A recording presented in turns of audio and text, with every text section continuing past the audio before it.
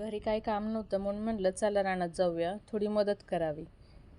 तिकडे गेल्यानंतर इतकं सुंदर वातावरण झालं होतं की मन एकदमच फ्रेश झालं. दिवसभर जरी नाही झाले तरी पण ह्या टायमिंगला इथे खूप छान वाटतं आल्यानंतर. आम्ही आलो होतो गोट्याच्या बांधकामावरती पाणी मारायला.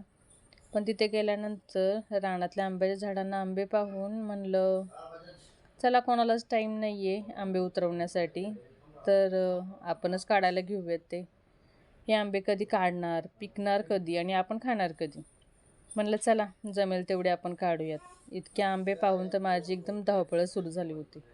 जेवढे हाताला आले होते तेवढे काढले. मग जे वरती होते ते राहूनच गेले. माझी मदत करत होतं माझं एक छोटंसं पिल्लू. ते पण सांगत होतं की इथे पण राहिले आहेत, तिथे पण राहिलेले आहेत. माझं असं झालं होतं की कुठले कुठले काढू.